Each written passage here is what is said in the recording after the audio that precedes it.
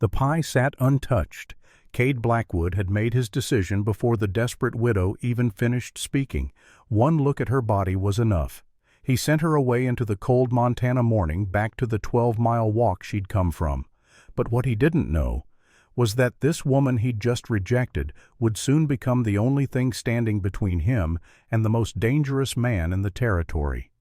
This is the story of how a single act of cruelty became an act of redemption. The pie sat untouched on Cade Blackwood's desk, still warm from the oven. Steam curled up from the latticed crust, carrying the scent of cinnamon and apples through the sparse office. Outside the window, a woman's broad figure moved slowly across the ranch yard, one hand gripping the small hand of a boy who couldn't have been more than 8 years old. They walked with the careful dignity of people who knew they were being watched, who understood that every step was a test. Cade didn't move toward the pie. He sat motionless behind his desk, his weathered hands flat on the scarred wood, his jaw set in a hard line. One look at Sarah Bennett's body had been enough. One look at the way her dress strained across her middle, at the soft roundness of her face, at everything about her that spoke of softness in a world that demanded hardness. He'd made his decision before she'd even finished her nervous introduction. The door creaked open without a knock. Marcus Holt stood in the frame, 50 years old and silver at the temples, his foreman's authority evident in the way he held himself. But there was something else in his stance now. Something like disappointment. "Boss." Marcus's voice stayed carefully neutral. "She walked 12 miles to get here. The boy looks like he hasn't had a decent meal in weeks." Cade kept his eyes on the papers before him, though he wasn't reading anymore. "I told everyone, no more hiring, especially not widows with children. Maybe this one's different." "They're never different, Holt."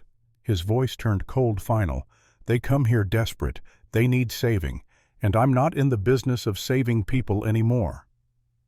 Marcus was quiet for a long moment. Through the window they could both see Sarah Bennett reaching the ranch gate, pausing to adjust the boy's coat even though the March wind was mild. A mother's automatic gesture. Protective. Tender. "You used to be," Marcus said softly. Cade's hands curled into fists. "Get back to work." Marcus held his ground for 3 more seconds, a small rebellion, then turned and left. The door closed with a click that sounded too loud in the silent office. Alone again, Cade let his eyes drift to the pie. The scent was overwhelming now, filling every corner of the room, stirring memories he'd spent 3 years trying to bury. Ellen had made apple pie every Sunday. Their daughter Lucy had always stolen the first bite, her small face lighting up with joy.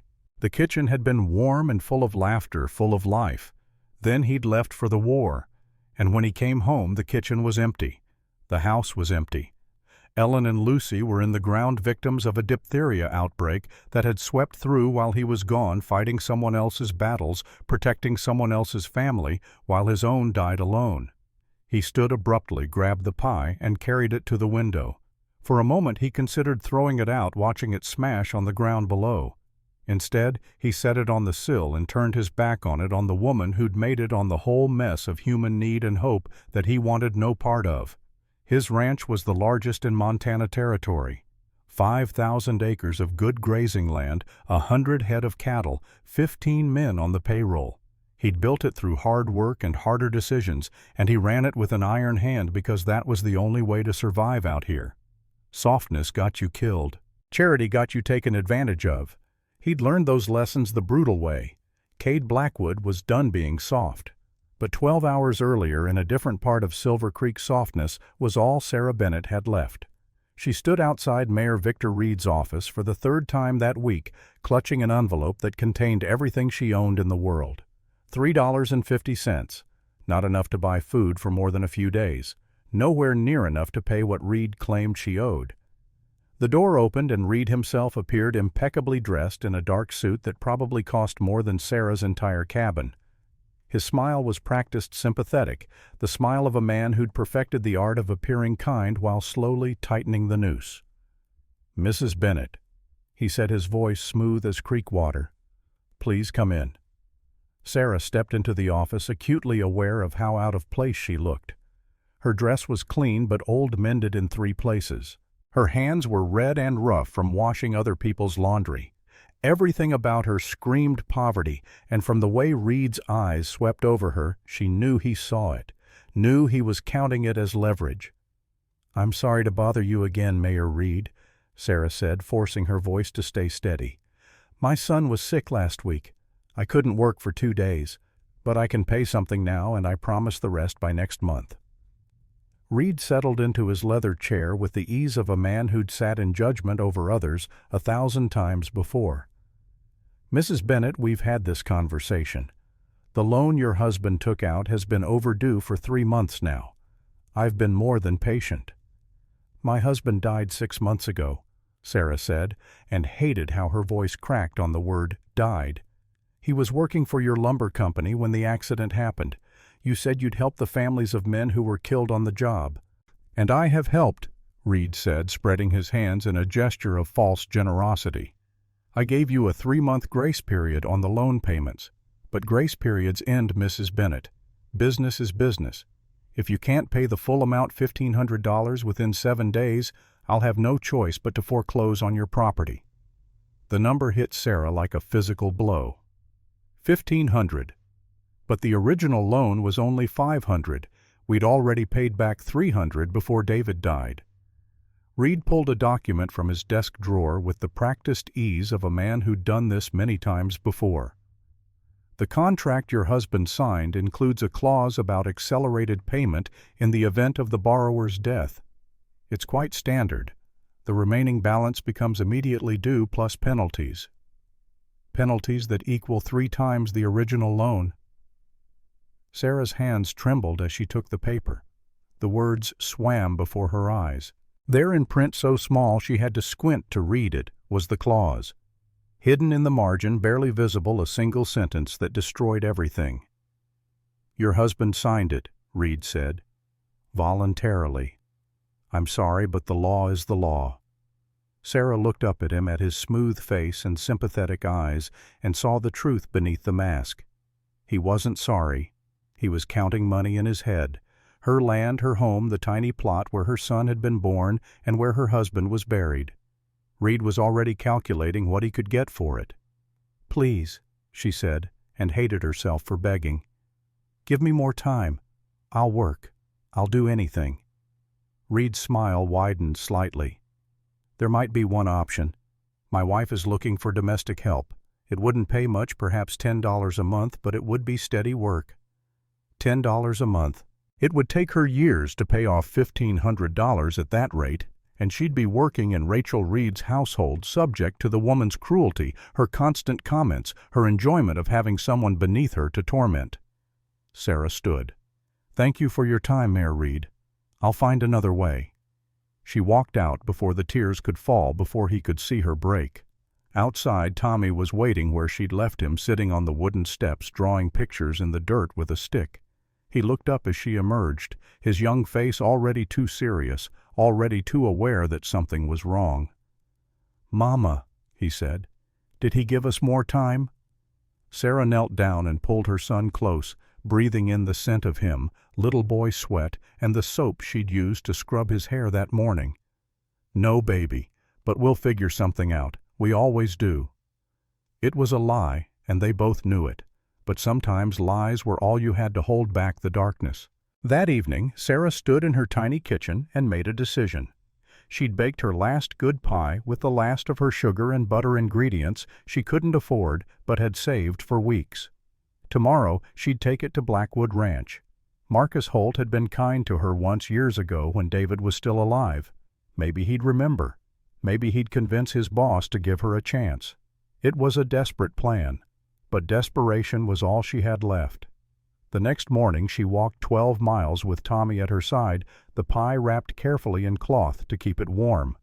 By the time they reached Blackwood Ranch, her feet ached and her son was stumbling with exhaustion. But she kept her back straight and her head high as she approached the main house. Marcus Holt met her at the door, his weathered face breaking into a smile of recognition. "Mrs. Bennett, been a long time."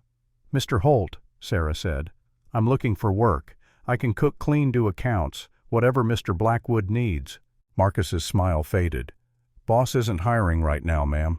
Especially not for the house. He's been clear about that." "Please," Sarah said, and held out the pie. "Just let me show him what I can do." Marcus looked at the pie, then at Sarah's face, then at the boy who was trying so hard not to show how tired he was. Something shifted in his expression. "Wait here." He took the pie and disappeared into the house. Sarah and Tommy stood on the porch for what felt like hours, but was probably only 10 minutes. When Marcus returned, his face was carefully blank. "Boss said no, ma'am. I'm sorry. Here's your pie back." Sarah took the still warm dish and felt something inside her crack.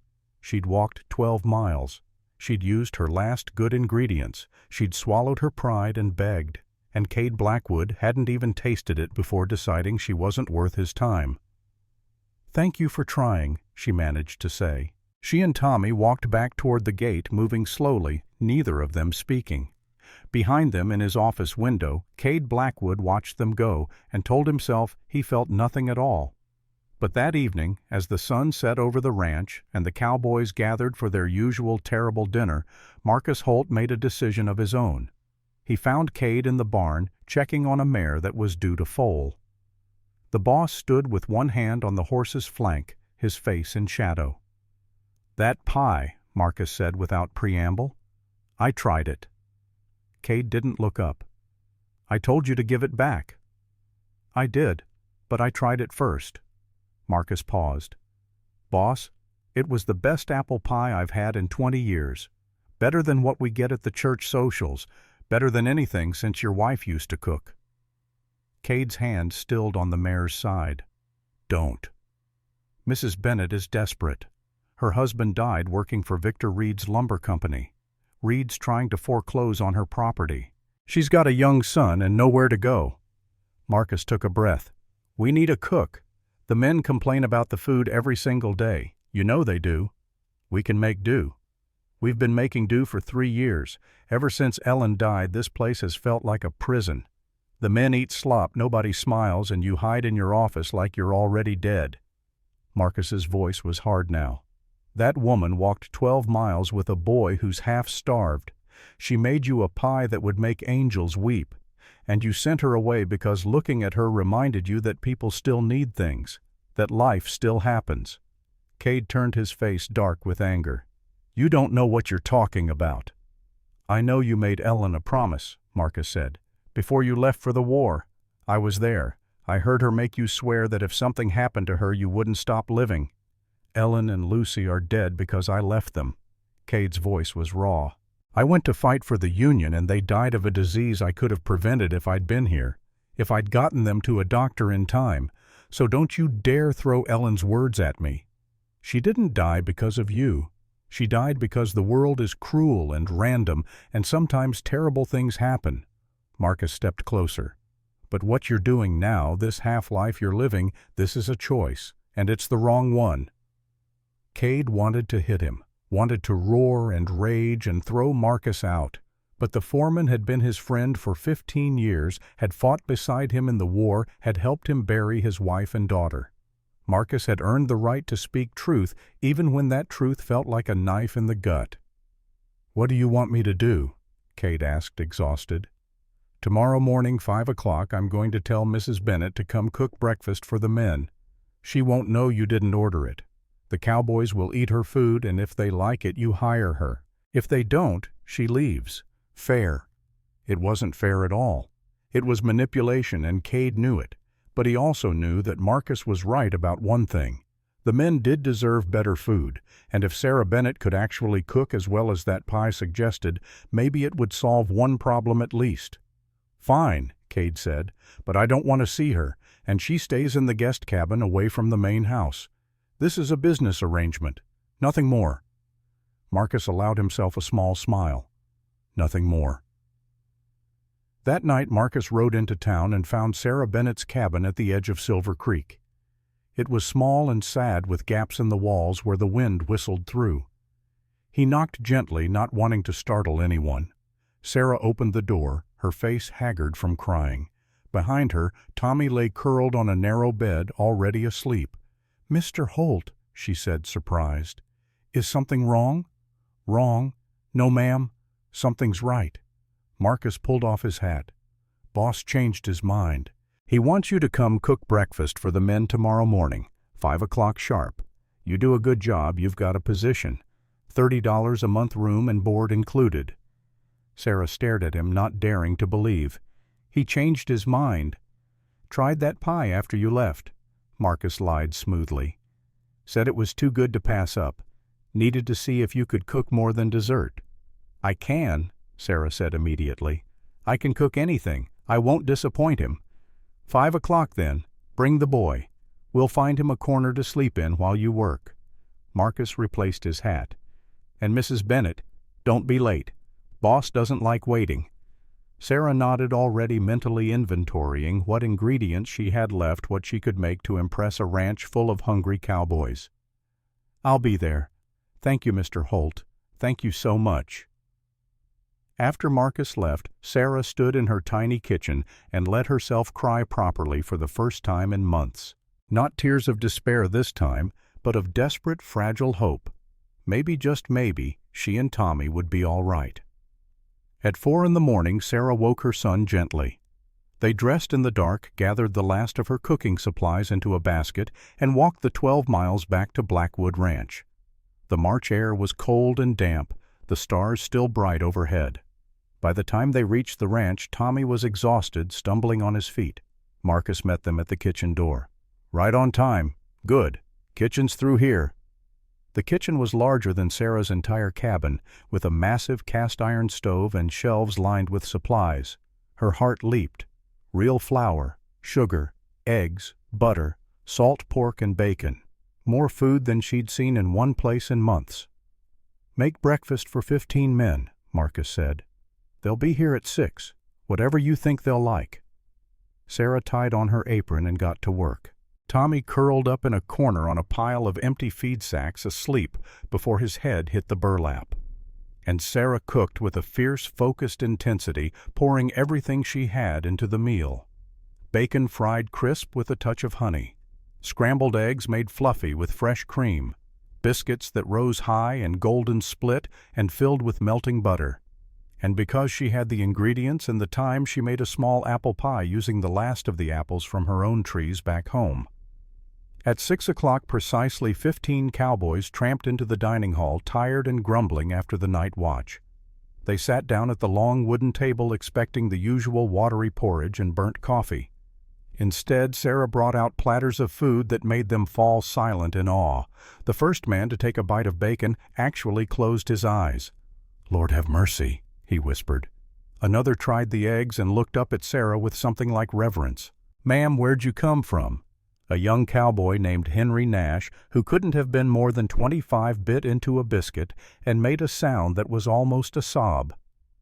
"I thought bacon was supposed to be black and chewy. I thought this was just how food was." Laughter rippled around the table, but it was warm, surprised laughter. The men ate like they'd never eaten before, going back for seconds and thirds, cleaning their plates so thoroughly they barely needed washing.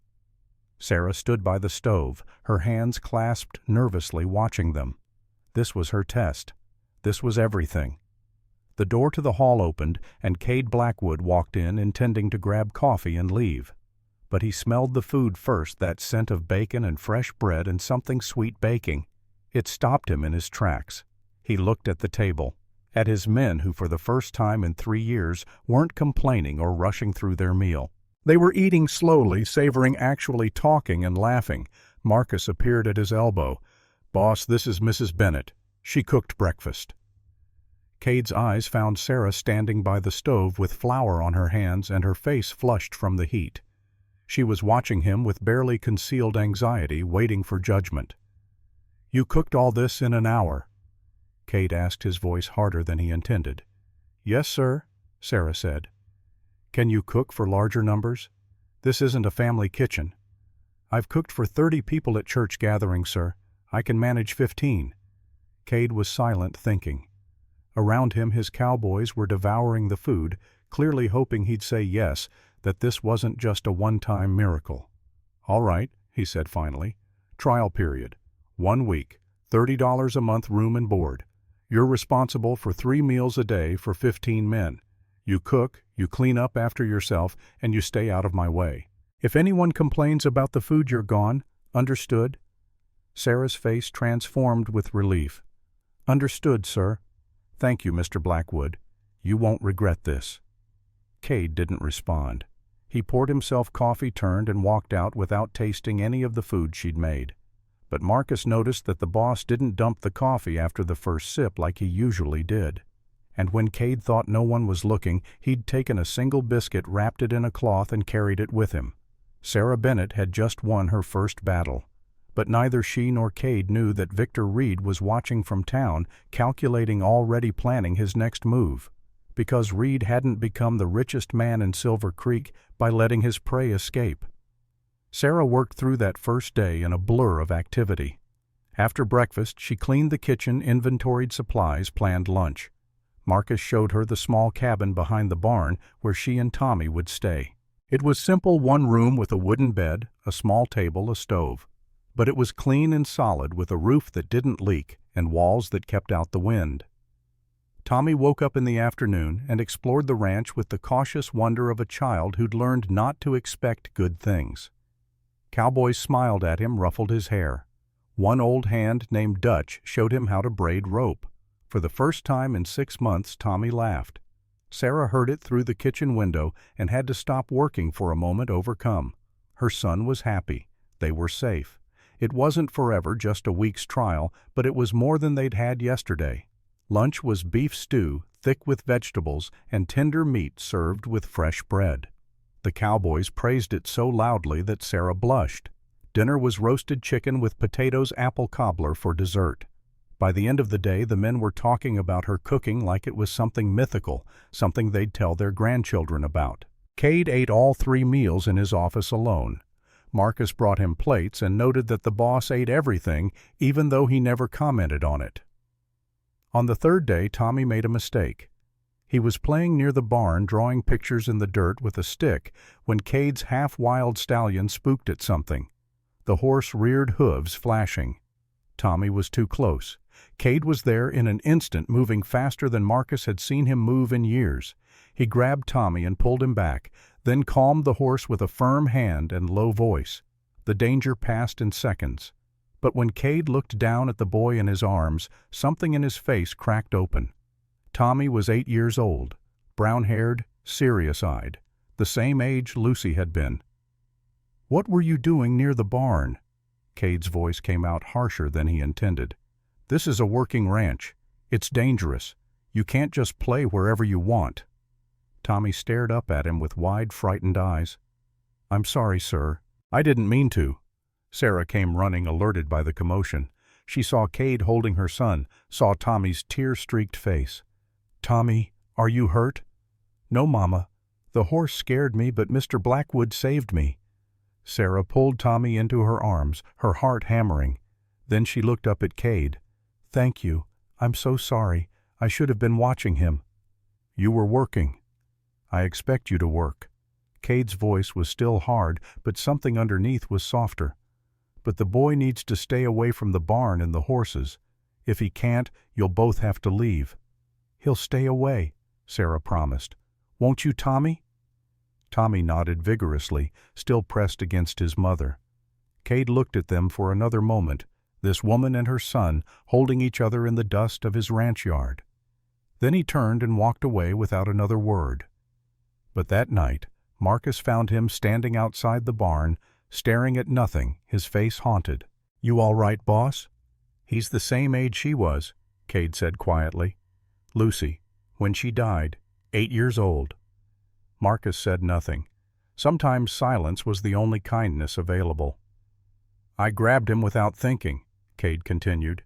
"Just reacted, and for a second I felt it again, that need to protect, to keep someone safe.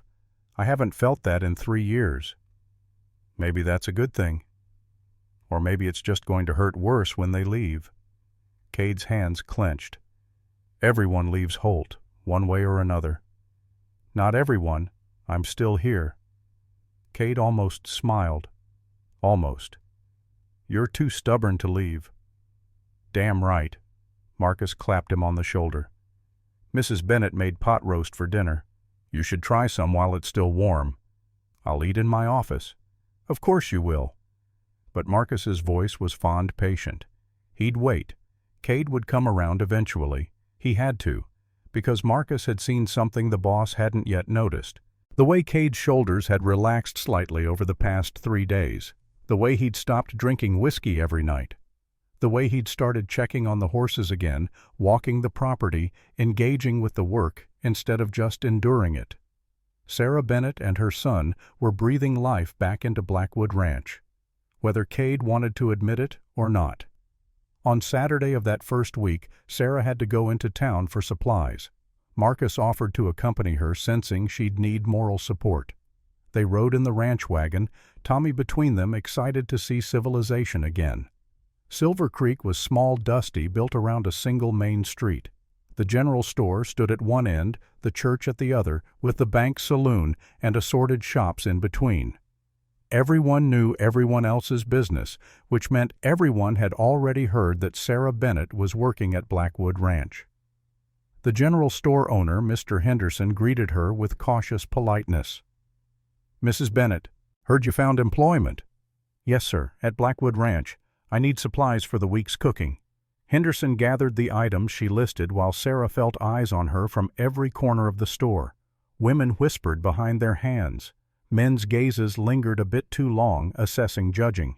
Then the door opened and Rachel Reed swept in, followed by 2 other society women.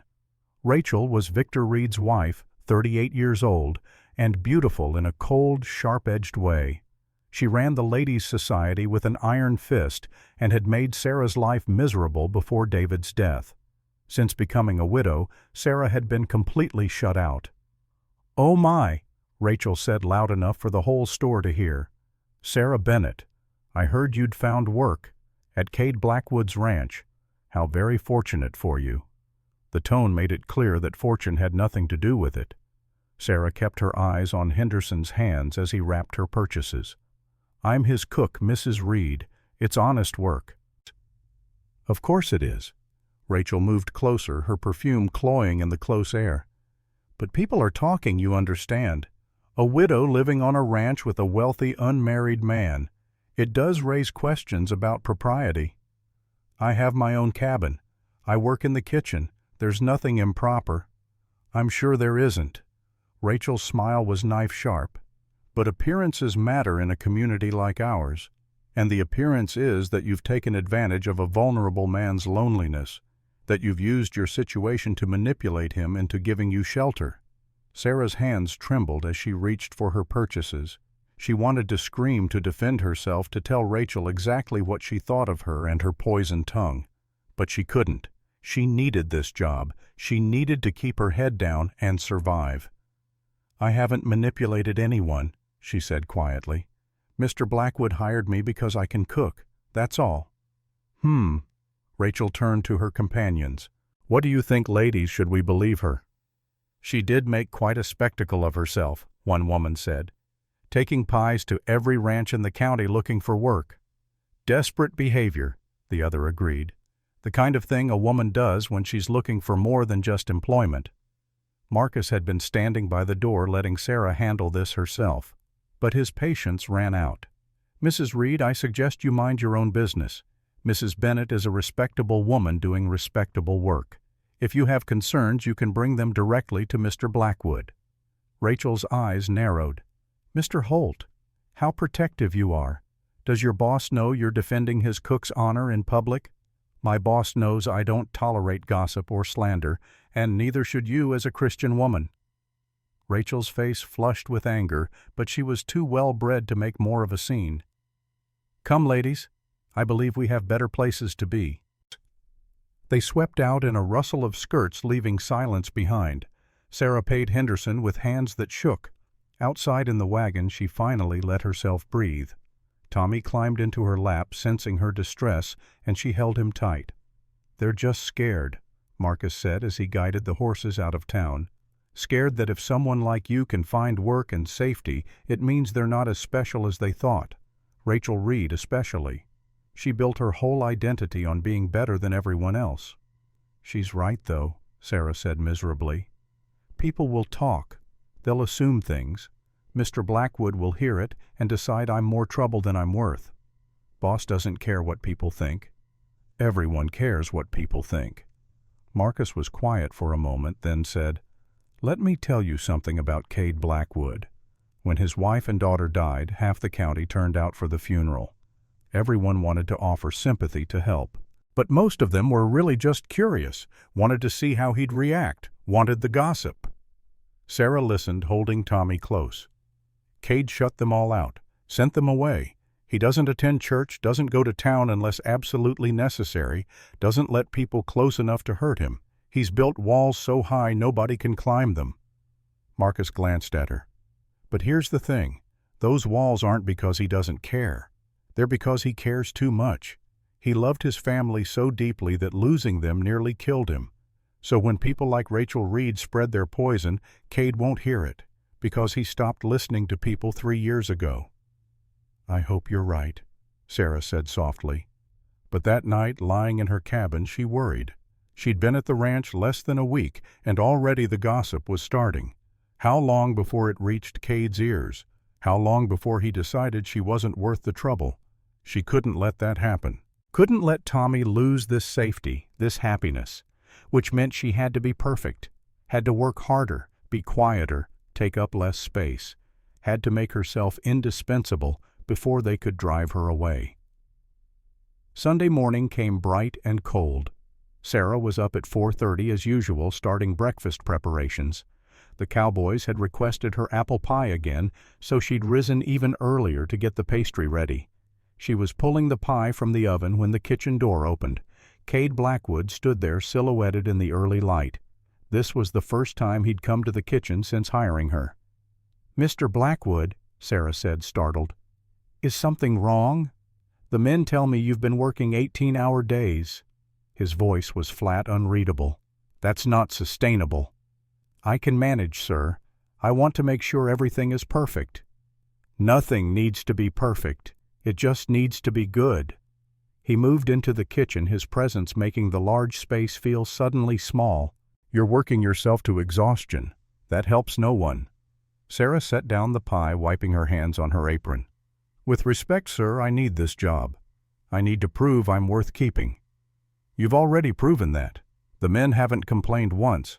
They're actually showing up on time for meals, which never happened before." Cade paused. "You can ease up.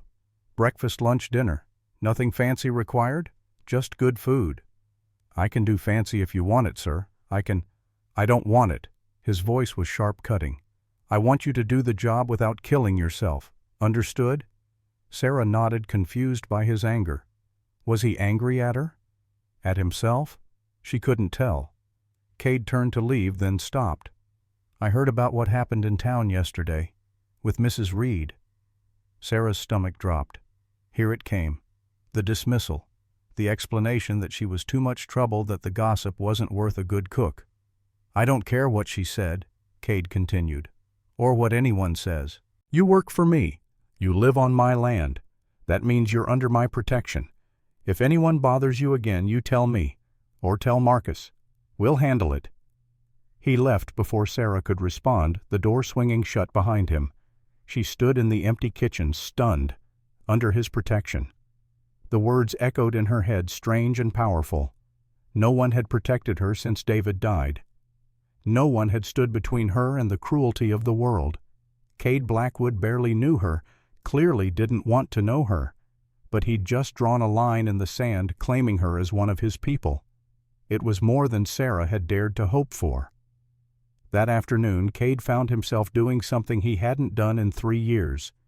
He rode into Silver Creek not because he needed anything, but because he had a purpose, a message to deliver. He went straight to the bank where Victor Reed kept his office. The receptionist tried to make him wait, but Cade walked past her without a word, pushed open Reed's door, and entered like he owned the place. Reed looked up from his desk, surprise quickly masked by a politician's smile. "Mr. Blackwood, what an unexpected pleasure. Please sit." "I'll stand." Cade remained by the door, his broad frame blocking any exit. "I'm here about Sarah Bennett." Reed's smile faltered slightly. "Ah, I heard you'd hired her. Very charitable of you." "It's not charity. She's my cook, and a damn good one. But I understand you've been spreading talk about the arrangement, and your wife has been harassing Mrs. Bennett in town. I assure you, any talk is just natural community concern. A woman of questionable virtue living at a bachelor's ranch." "Stop." Cade's voice was cold enough to freeze water. "Mrs. Bennett is respectable. She works hard. She takes care of her son. There is nothing questionable about her. And if I hear that you or your wife have bothered her again, we're going to have a problem." Reed leaned back in his chair, his mask slipping to show calculation underneath. "Mr. Blackwood, surely you understand my position. Mrs. Bennett owes me money, a substantial sum. I have every right to pursue collection." "She's paying you back. She has employment now. At $30 a month it would take her years to repay what she owes. I'm afraid I can't wait that long." Reed spread his hands. Business is business. Cade stared at him for a long moment. Something about this didn't sit right. Reed was too eager, too focused on Sarah specifically. There were dozens of people in Silver Creek who owed him money. Why pursue this one widow so aggressively? "How much does she owe?" Cade asked. $1,500. "Her husband borrowed $500. Even with interest, it shouldn't be anywhere near that." "There are penalty clauses in the contract. Quite legal, I assure you." If Mrs. Bennett had read the terms more carefully before her husband signed, Cade wanted to put his fist through Reed's smug face. But violence would only make things worse. Instead he said, "I'll pay it. The full $1,500. Today. In exchange you leave Mrs. Bennett alone. You don't speak to her. You don't approach her. You forget she exists." Reed's eyes lit up with greedy interest, but he shook his head. "I appreciate the offer, but the debt is Mrs. Bennett's. It wouldn't be proper for you to pay it. People might get the wrong idea about your relationship." There it was. The trap. If Cade paid off her debt, it would look like he was keeping her, like the gossip was true. But if he didn't pay it, Reed would keep harassing her, might even try to foreclose despite her having employment now. Cade realized in that moment that he was being played. Reed wanted something more than money. He wanted Sarah's land or her silence, or both. And he was using social pressure as a weapon, counting on Cade's isolation and reputation as a recluse to keep him from interfering. "You're right," Cade said slowly. "It wouldn't be proper. So here's what's going to happen instead.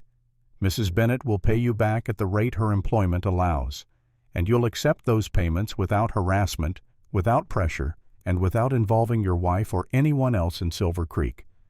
Because if you don't, I'll make it my business to look into every loan you've made in the past 5 years, every contract, every foreclosure, and I'll bring in lawyers from Helena to do it. Territorial lawyers who don't owe you any favors." Reed's smile vanished completely. "That sounds like a threat, Mr. Blackwood." "It's a promise. Leave my people alone or I'll take you apart piece by piece. I have the money and the time.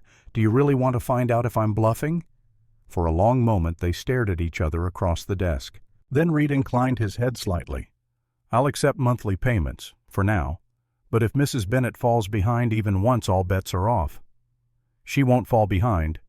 Cade left the bank feeling unsettled.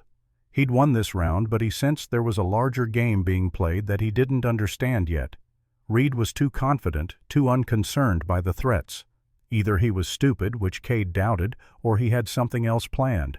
Whatever it was, Cade would need to stay alert, because he'd just made an enemy, and Victor Reed didn't strike him as the forgiving type. Back at the ranch, Sarah knew nothing of Cade's trip to town. She spent the afternoon teaching Tommy his letters in the cabin while a pot of stew simmered on the stove. It was peaceful, domestic, almost normal. For the first time in months, she let herself imagine a future beyond next week. Maybe they could stay here. Maybe Tommy could grow up on this ranch, learning from the Cowboys, becoming strong and capable.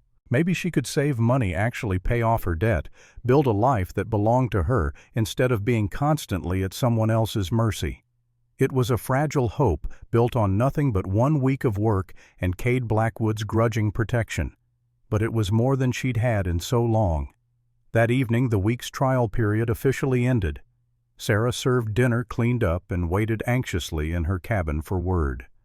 Would Cade tell her to stay, or would Marcus appear to say she'd done well but wasn't needed anymore? At 8 o'clock, Marcus knocked on her door. Sarah's heart plummeted. This was it, the end. But Marcus was smiling. "Boss says you can stay. Permanent position, $35 a month." 35. Sarah blinked. "But you said 30. Boss raised it, said you've earned it. Also, he's giving you Sundays off. The men can fend for themselves 1 day a week." Sarah sat down hard on her bed, overwhelmed. "I don't understand. I thought he didn't want me here." "He didn't, but he wants good food and he wants his men happy. You provide both." Marcus tipped his hat. "Welcome to Blackwood Ranch, Mrs. Bennett, officially." After he left, Sarah pulled Tommy close and cried. Not from sadness this time, from relief so intense it felt like pain. They'd made it. They were safe, at least for now. And in his office, Cade Blackwood sat alone in the dark, wondering why keeping Sarah Bennett felt less like a business decision and more like a promise he hadn't known he was making. A promise to protect someone again, to let someone matter. It terrified him more than he'd ever admit. But Marcus was right about one thing. The ranch did feel different now. The men laughed more. The food was incredible. Even Cade had to admit he was sleeping better, eating better, functioning better. Sarah Bennett had walked onto his land with nothing but a pie and her dignity. And somehow, without meaning to, she'd started bringing his world back to life. Whether he wanted it or not. Whether he was ready or not. Change had come to Blackwood Ranch soft and steady as spring rain. And Cade Blackwood, for all his walls and isolation, was beginning to realize he couldn't hide from it forever. The question was whether he'd fight it or let it in. Only time would tell. 3 weeks passed in a rhythm that felt almost like peace. Sarah rose before dawn each morning, her hands moving through familiar patterns of dough and batter, the kitchen filling with warmth and the scent of bread. Tommy grew braver, exploring the ranch under the watchful eyes of cowboys who'd begun to treat him like a little brother. And Cade Blackwood remained distant, but present, a silent force that shaped everything without ever quite touching it. Sarah learned to read the subtle signs of his approval, the way he'd pause outside the kitchen door on his way to the barn, breathing in the morning smells. The clean plates returned after every meal, nothing wasted. The fact that he hadn't fired her, hadn't complained, hadn't looked for reasons to send her away. It wasn't friendship, it wasn't warmth, but it was something, and Sarah had learned to be grateful for small mercies. On a Tuesday morning in late March, Sarah rode into Silver Creek with Marcus to collect supplies. The town looked the same as always, dusty and small, built around the single street that served as its spine. But something felt different. People watched her more carefully now. Whispers followed her into the general store. Sarah kept her head down, focused on her list. Flour, sugar, salt, dried beans. Simple staples that would stretch across the week's meals. Mr. Henderson filled her order with mechanical efficiency, his usual small talk notably absent. At the post office next door, Sarah overheard a conversation that made her blood run cold. 2 men stood by the window, their voices carrying in the small space. One was a farmer she recognized from church, weathered and tired-looking. The other was younger, maybe 40, with the desperate edge of someone losing a fight. "Reed told me I got 2 weeks," the farmer was saying. 2 weeks to come up with the full amount or he takes the farm. But I already paid back 3/4 of what I borrowed. How's that fair?" "Nothing fair about it," the younger man replied bitterly. "He did the same to me last month. Suddenly there's all these extra fees and penalties I never knew about. Interest rates that doubled overnight. Now I owe twice what I borrowed, and he's threatening foreclosure. But that's got to be illegal. You want to hire a lawyer to fight the mayor who also owns the bank and sits on the county council. With what money?" The younger man laughed without humor. "We're trapped, John. All of us. Reed's got us by the throat and he knows it." Sarah moved closer, pretending to examine the wanted posters on the wall. Her heart hammered against her ribs. I heard Martha Pemberton lost her house last week, the farmer continued. Widow husband died just 6 months back. Reed said the loan came due immediately because of some clause in the contract. She had to move in with her sister and Helena left everything behind. Same thing happened to the Johnsons and the Crawfords before them. The younger man's voice dropped lower. You know what I think. I think Reed's doing this on purpose. Targeting people who can't fight back. Widows, poor farmers, anyone without connections. And I think it's got something to do with the railroad. What railroad? Northern Pacific. There's been surveyors around for months. Word is they're planning a route through this area, which means they'll need land, which means someone who owns a lot of land in the right places is going to get very, very rich. The farmer was silent for a moment, processing. Then, you're saying Reed's stealing our land to sell to the railroad. I'm saying it's an awful convenient coincidence that every property he's foreclosed on in the last 6 months sits right where those survey stakes are. Sarah's hands had gone numb. Her own debt to Reed, the impossible $1,500, the penalty clauses she hadn't understood until it was too late. It wasn't just her. It was dozens of families all trapped in the same web, all being slowly strangled by a man who smiled and went to church every Sunday. She thought of Tommy safe at the ranch, thought of the cabin that was starting to feel like home, thought of what would happen if Reed decided $35 a month wasn't enough if he pushed for full payment despite Cade's protection. Marcus found her standing frozen by the post office wall, her face pale. Mrs. Bennett, you all right? I need to talk to Mr. Blackwood, Sarah said quietly. About Victor Reed, about what he's doing. They rode back to the ranch in silence, Sarah's mind churning. She'd been so focused on her own survival that she hadn't seen the larger pattern, but now it was clear, terrible in its scope. Reed wasn't just a cruel banker. He was running a systematic scheme to steal land from the most vulnerable people in Silver Creek, and nobody was stopping him because nobody could. He had all the power, all the connections, all the legal authority. Who could stand against a man like that? Back at the ranch, Marcus went to find Cade while Sarah mechanically began preparing lunch. Her hands moved through familiar motions, but her mind was elsewhere, cataloging everything she'd heard, everything she'd experienced, trying to piece together the full picture of Reed's operation. Cade appeared in the kitchen doorway an hour later, his face unreadable. Marcus said you needed to talk to me. About Reed. Sarah wiped her hands on her apron and told him everything. The conversation she'd overheard. The pattern of foreclosures. The railroad rumors. The way Reed had targeted her, specifically demanding impossible sums with impossible deadlines. Cade listened without interrupting, his jaw growing tighter with each detail. When she finished, he was quiet for a long moment. "You're sure about the railroad connection?" he asked finally. "I'm sure there are surveyors. I'm sure Reed is foreclosing on properties along their route. I can't prove he's selling to them, but it's the only explanation that makes sense." Sarah hesitated. "Mr. Blackwood, I know this isn't your problem. I know you've already done more for me than I had any right to ask. But those people in town, they're losing everything, and nobody's helping them." "Because nobody can help them."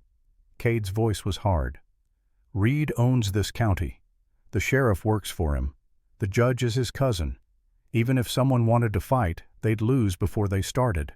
So we just let him keep stealing, let him destroy families because it's too hard to stop him." Cade's eyes snapped to hers, sharp and angry. "I didn't say that. I said nobody can stop him. That doesn't mean nobody should try." "Then try. You have money. You have influence. People respect you even if they don't see you much." Sarah took a step closer, emboldened by desperation. "You could make a difference here. Or I could make things worse. Reed's the kind of man who strikes back when he's threatened. If I go after him, he'll come after everyone I care about. Which means you and Tommy would be targets. Have you thought about that?" Sarah had thought about it. But she'd also thought about Martha Pemberton losing her home, about the Johnsons and the Crawfords and all the others who'd been quietly crushed while everyone else looked away. "I'd rather be a target fighting for something right than safe while evil wins," she said quietly. Cade stared at her for a long moment, something shifting behind his eyes. Then he turned and left without another word. Sarah returned to her cooking heart sinking. She'd pushed too hard, reminded him that getting involved meant risking pain, and Cade Blackwood had spent 3 years avoiding exactly that. But she'd underestimated him. That evening Cade rode to Helena and met with his lawyer, a sharp-eyed man named Patterson, who'd handled his land deals for a decade. They talked for 3 hours in a private office, Cade laying out everything Sarah had told him, Patterson taking notes and asking pointed questions. When Cade returned to the ranch the next morning, he had a plan. Not a good plan, maybe, but a plan nonetheless. And for the first time in 3 years, he felt something besides numbness when he thought about the future. He felt purpose. 2 days later, Sarah was in the kitchen when Marcus brought her an envelope.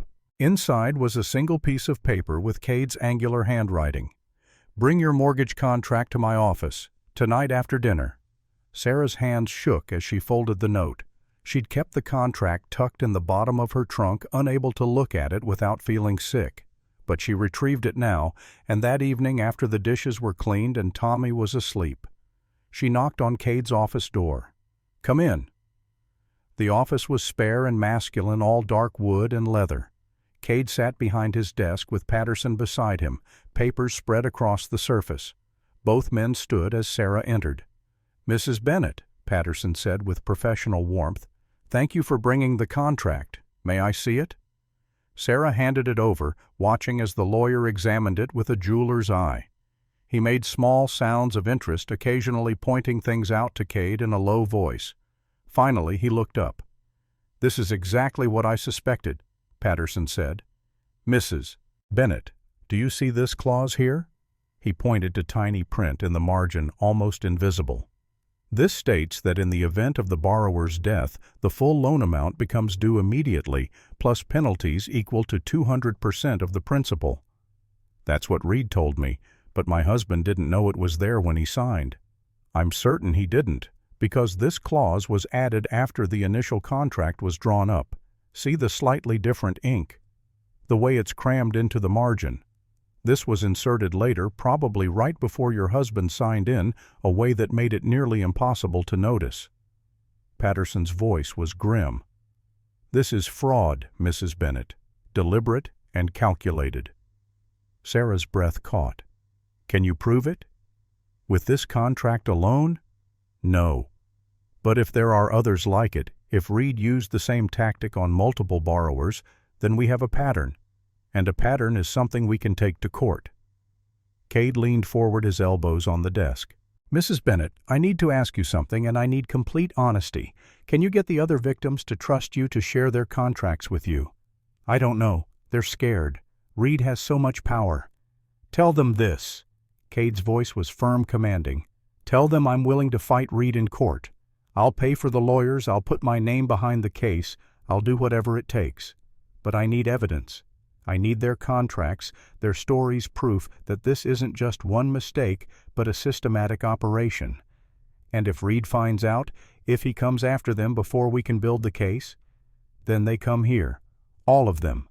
I've got 5,000 acres and enough room to house 50 families if necessary. Reed can't touch them on my land." Cade paused. "But they have to be willing to stand up, to testify, to fight. I can provide the platform, but they have to be the ones who speak." Sarah looked at this man who'd spent 3 years hiding from the world, who'd hired her reluctantly and kept her at arm's length, who claimed not to care about anything beyond his ranch boundaries. And here he was, offering to take on the most powerful man in the county, to risk everything for people he didn't even know. "Why?" she asked softly. "Why are you doing this?" Cade was quiet for a moment, his eyes distant. "Because for 3 years I've been telling myself that the only way to avoid pain is to avoid caring, to avoid getting involved. But you were right the other day. Evil wins when good people stay silent. And I'm tired of being silent." He looked at her directly then, and Sarah saw something in his face that made her heart skip. Not romance, not yet, but connection, recognition, the acknowledgement that they were both broken people trying to figure out how to be whole again. "I'll talk to them," Sarah said. "I'll get the contracts." Over the next 2 weeks, Sarah became a quiet revolutionary. She visited the farms and homes of Reed's victims, always with Marcus as escort, always careful not to be seen. She talked to widows and struggling farmers, shared her own story, showed them her contract, and slowly, cautiously, they began to trust her. The Johnsons brought their mortgage papers. The Crawfords had theirs. Martha Pemberton, living with her sister and Helena, sent hers by mail. One by one the evidence accumulated. 8 contracts, 10, 12. Each one showing the same fraudulent clause, the same cramped writing in the margins, the same trap that Reed had set with deliberate malice. Patterson reviewed each document with meticulous care, building a case that grew stronger with every addition. By the 3rd week, he was confident enough to approach the territorial prosecutor in Helena. But Reed wasn't blind. He had eyes throughout Silver Creek people who owed him money or favors or fear. And he'd noticed patterns.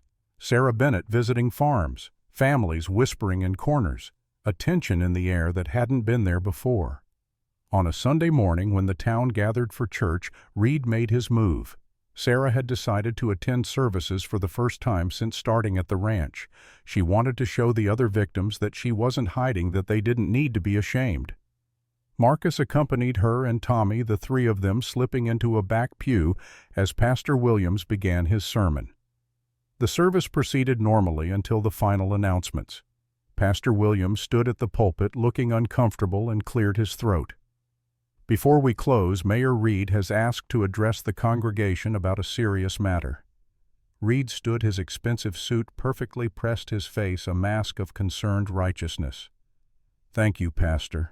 Friends, I'm sorry to bring unpleasant business into our Lord's house, but I feel I must speak. There have been accusations made against me regarding my banking practices, serious accusations, false accusations. He paused, letting the words sink in. Heads turned. People whispered. Sarah felt eyes sliding toward her. Mrs. Sarah Bennett, who some of you know is currently employed at Blackwood Ranch, has been spreading malicious lies about me. She claims I defrauded her husband, that I deliberately cheated her. This is completely untrue. Reed's voice was smooth-pained. I understand Mrs. Bennett is in a difficult situation. Widowhood is hard, but making false accusations against those who tried to help her is not the answer. Sarah's face burned. Tommy gripped her hand tightly. Around them the congregation murmured, some sympathetic to Reed, others uncertain. Furthermore, Reed continued, I'm concerned about Mrs. Bennett's current living arrangement. She resides at Blackwood Ranch alone with Mr. Blackwood, a wealthy bachelor. I don't wish to impugn anyone's character, but such arrangements raise questions about propriety, about whether Mrs. Bennett might be using her situation to manipulate Mr. Blackwood into supporting these baseless accusations against me. The murmurs grew louder. Sarah felt the weight of judgment pressing down from all sides.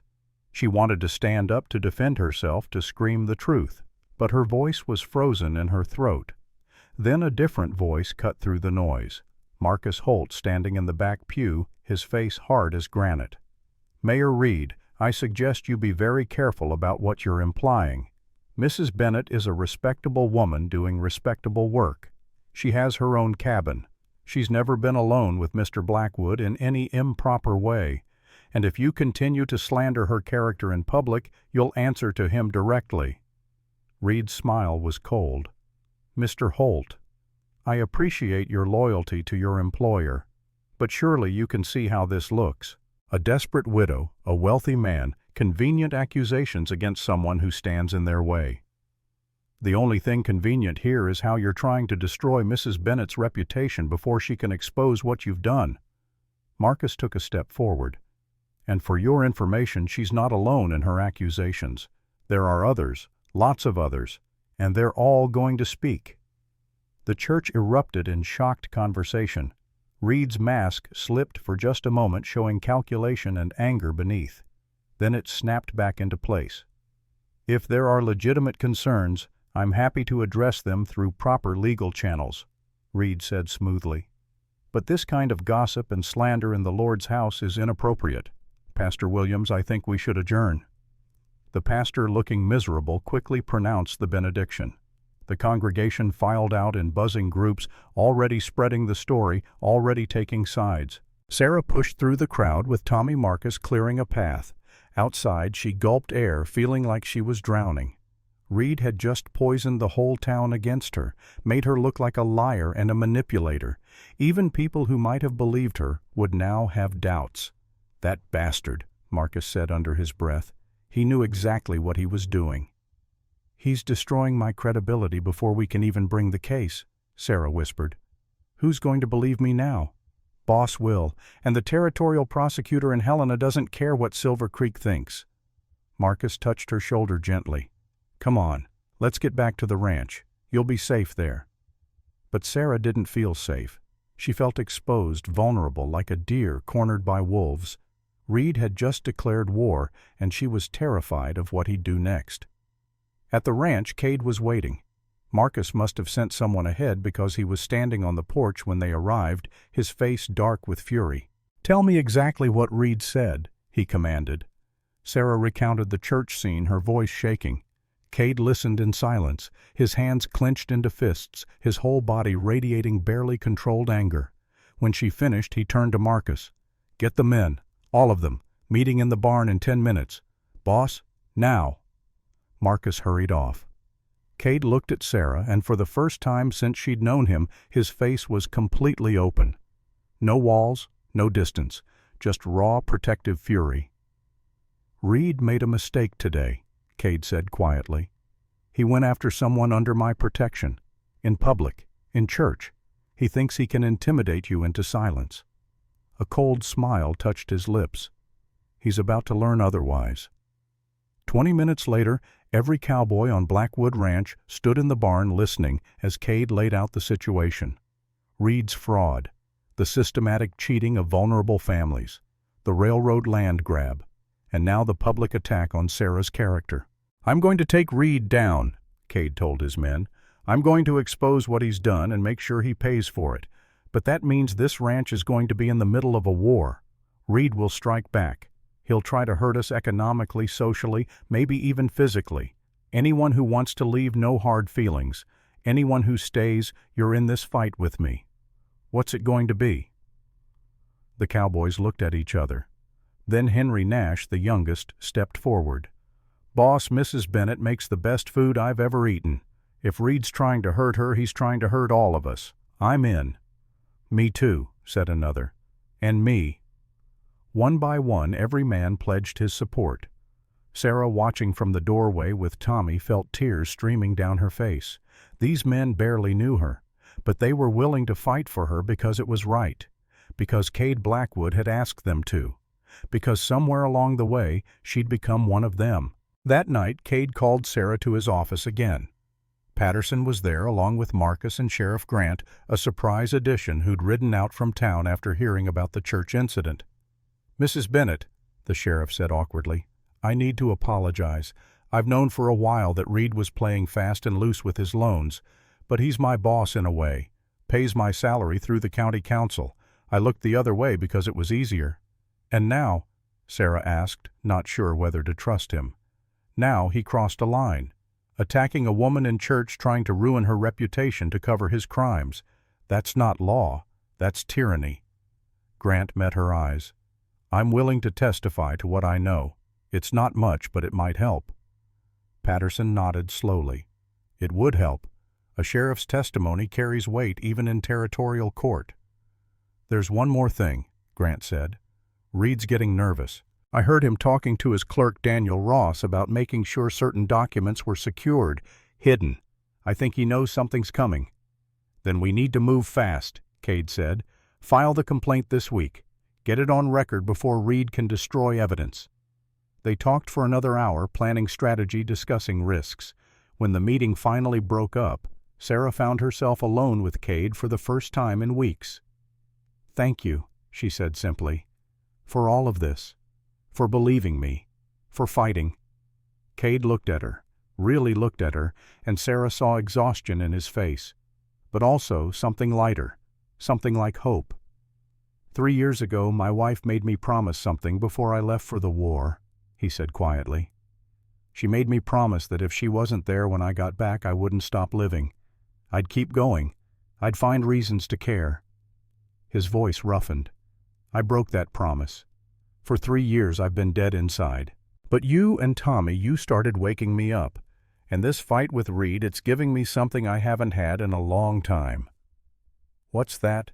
A reason to give a damn. Cade smiled, sad and genuine. So thank you, Mrs. Bennett. You might have saved me as much as I'm trying to save you. Before Sarah could respond, before she could process the weight of what he'd just shared, footsteps pounded across the yard. Marcus burst through the office door, his face pale. "Boss, Tommy's gone." The world stopped. Sarah couldn't breathe, couldn't think. "What do you mean, gone?" "He was playing near the barn an hour ago. Dutch was watching him. Then Dutch got called away for just 5 minutes, and when he came back, Tommy was gone. We've searched everywhere." "He wouldn't just wander off," Sarah said, panic rising. "He knows the rules. He wouldn't—" She stopped, because on the desk pinned under a rock was a note that hadn't been there 5 minutes ago. Someone had come into Cade's office while they were distracted and left it. Cade unfolded the paper with steady hands, though his face had gone white. He read it once, then handed it to Sarah without a word. The message was short and brutal. "Mr. Blackwood, Mrs. Bennett, the boy is safe for now. If you want him to stay that way, drop your case against me. You have 24 hours. Victor Reed." Sarah's legs gave out. She would have fallen if Cade hadn't caught her, holding her upright with hands that shook with suppressed fury. "He took my son," Sarah whispered. "He took my baby." "We'll get him back," Cade said, his voice hard as iron. "Marcus, round up every man. Bring weapons. Patterson, get Sheriff Grant back here now. We're going after Reed tonight." "Boss, if we do this wrong, he might hurt the boy," Marcus warned. "And if we do nothing, he'll keep him as leverage forever. No." Cade's eyes were chips of frozen fury. Reed made his final mistake when he took that child. Now he's going to learn what happens when you threaten what's mine. Within an hour, 15 armed cowboys stood ready in the ranch yard. Sheriff Grant had returned with 2 deputies who were loyal to him rather than Reed. Patterson had sent word to the territorial prosecutor in Helena, though help from there would take at least 2 days to arrive. They didn't have 2 days. They had hours. "Reed will keep Tommy somewhere he controls," Cade said, thinking aloud. "His house would be too obvious. His bank has too many windows, too many witnesses. But he owns a warehouse on the edge of town, old lumber storage. That's where I'd keep someone if I wanted to hide them." "Then that's where we start," Sheriff Grant said. They rode in darkness, a small army moving through the night. Sarah insisted on coming despite Cade's protests. Tommy was her son. She'd face whatever danger came. The warehouse sat isolated on Silver Creek's outskirts, a hulking shadow against the star-scattered sky. Lights burned in one corner window. Someone was there. Cade divided his men, sending half to cover the back while he, Marcus, Sarah, and Sheriff Grant approached the front. They moved in silence, weapons ready, hearts pounding. The front door was unlocked. Careless, or a trap. Inside the warehouse stretched dark and cavernous, filled with old lumber and dusty equipment. The light came from an office in the corner, and voices drifted from within. Reed's voice, smooth and unconcerned, and another voice, younger, nervous. Daniel Ross, his clerk. Cade motioned for the others to wait, then moved closer to listen. "How long do we keep the boy?" Ross was asking. "Until Blackwood and that Bennett woman see reason. A few days at most." Reed sounded relaxed, like he was discussing a business transaction. "Parents always break when their children are involved. But what if they don't? What if they call in territorial authorities? They won't, because they know I'll make it look like the boy ran away. Tragic accident. Happens all the time in frontier country." Reed's voice turned cold. "I've worked too hard building this railroad deal to let one mouthy widow and a reclusive rancher destroy it. If they won't be reasonable, they'll learn harsh lessons." Cade had heard enough. He straightened and walked directly toward the office, no longer trying to hide. Behind him, his men flooded into the warehouse surrounding the building. Reed looked up as Cade appeared in the doorway, surprise flashing across his face before his mask snapped into place. "Mr. Blackwood, this is unexpected and illegal. You're trespassing." "Where's the boy?" Cade's voice was deadly calm. "I don't know what you're talking about." "The note was in your handwriting, Reed. The threats were yours. Now where is Tommy Bennett?" Reed stood slowly, his hand moving toward the desk drawer.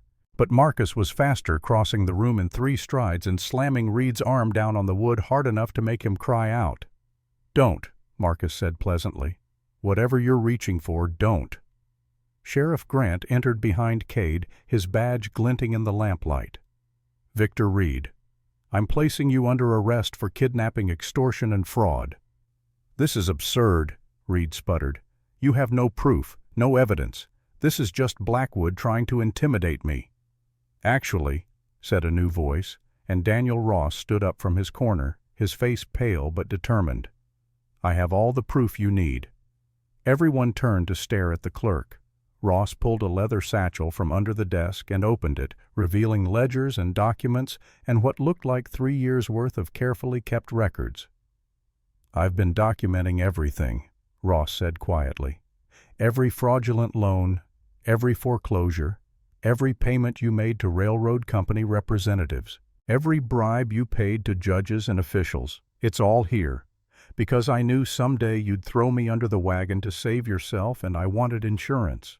Reed's face had gone from red to white. "You little worm! I trusted you. You used me, just like you used everyone else." Ross handed the satchel to Sheriff Grant. "There's also a detailed log of tonight. How Reed ordered me to grab the Bennett boy while everyone was distracted, where we were supposed to keep him, what we were supposed to do if the parents didn't cooperate." He met Sarah's eyes. "The boy's in the back room. He's scared but unhurt. I made sure of that." Sarah ran before Grant finished taking the satchel. She tore through the warehouse to the back room Ross had indicated and found Tommy huddled in a corner, his face tear-streaked but brave. When he saw her, he launched himself into her arms. "Mama, I knew you'd come. I knew Mr. Blackwood would find me." Sarah held him so tight she couldn't breathe, couldn't speak, could only shake with relief and rage and love. Behind her she heard Cade's voice, heard the sounds of Reed being placed in chains, heard Marcus and the other cowboys securing the warehouse. They'd won. Tommy was safe. Reed was arrested. Justice for once was being served. But as Sarah carried her son out into the night air, as Cade appeared beside her with a look of fierce protectiveness, she knew this was only the beginning. The real battle would come in court, where Reed's lawyers and connections and money would try to twist the truth. Still, for tonight, it was enough. Her son was in her arms. Cade Blackwood stood beside her like a wall between her family and the darkness. And Victor Reed, for all his power and cruelty, was in chains. Sometimes justice came slowly, but when it came, it was sweet. The ride back to the ranch was quiet. Tommy asleep against Sarah's chest, the cowboys riding in protective formation around them. Cade stayed close, his presence a silent promise that nothing would harm them on his watch. Back at the ranch, Sarah tucked Tommy into bed and sat beside him until his breathing deepened into real sleep. Then she went looking for Cade and found him on the porch, staring out at his land, at the mountains dark against the star-filled sky. "Thank you," she said for the second time that night, "for everything, for saving him, for not giving up." Cade turned to face her, and in the moonlight his expression was open, vulnerable, in a way she'd never seen. "Sarah," he said, using her first name for the first time, "I need to tell you something." She waited, her heart beating faster. "When Ellen and Lucy died, I thought my life was over. Thought I'd never feel anything again except guilt and regret. I built these walls to keep the pain out, but they also kept everything else out. Joy, purpose, connection." He paused. "Then you showed up with that damn pie and your scared son and your dignity, and those walls started cracking. I fought it. God knows I tried. But you and Tommy, you brought light back into this place, into me." Sarah's eyes filled with tears. "Cade, Let me finish." His voice was rough. "Tonight, when I thought Tommy might be hurt, might be in danger because of me, because I'd made Reed my enemy. I felt fear like I haven't felt since the war. But I also felt something else. I felt alive, fighting for something that mattered, protecting someone I—" He stopped, swallowed hard. "Someone I care about. Both of you. I care about both of you." "We care about you too," Sarah whispered. "You've given us more than safety. You've given us hope, a future, a place where we belong." They stood there in the darkness, the space between them charged with possibility, with the beginning of something neither had expected to find. Cade reached out slowly, giving her time to pull away, and took her hand. His palm was warm and calloused and steady. "This isn't over," he said. "Reed's arrest is just the start. There'll be a trial, probably months of legal fighting. He'll try to destroy both of us." "Then we'll fight together," Sarah said firmly. "That's what partners do." Cade smiled, and it transformed his whole face. "Partners. I like that."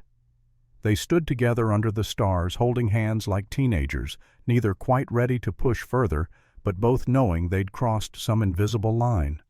The future stretched ahead, uncertain and challenging, and full of danger. But for the first time in 3 years, Cade Blackwood was looking forward instead of back.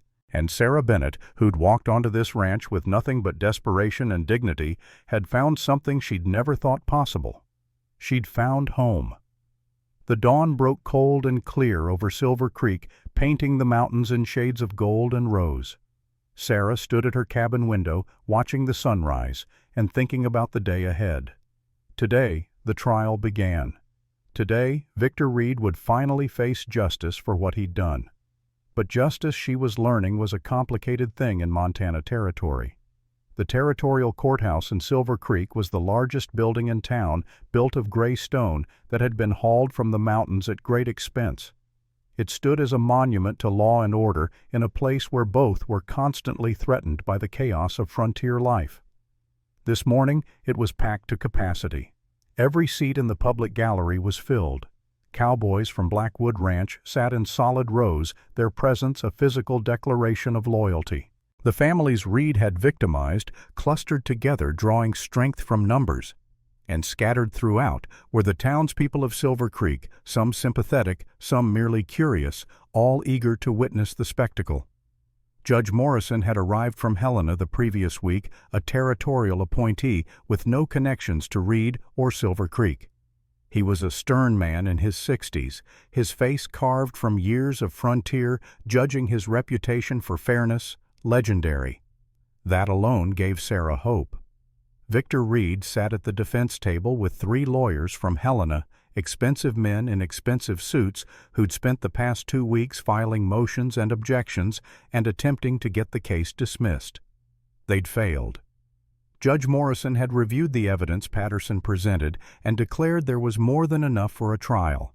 Now Reed looked smaller somehow, stripped of his mayoral authority, forced to sit in chains like a common criminal. But his eyes were still calculating, still confident. He believed he could win, believed his money and connections would save him. Sarah wasn't so sure. She'd learned the hard way that powerful men rarely paid for their crimes. Patterson called his first witness. The prosecution calls Mrs. Sarah Bennett. Sarah rose on shaking legs and walked to the witness stand. The courtroom felt enormous, every eye boring into her. She placed her hand on the Bible and swore to tell the truth, then settled into the wooden chair and tried to breathe.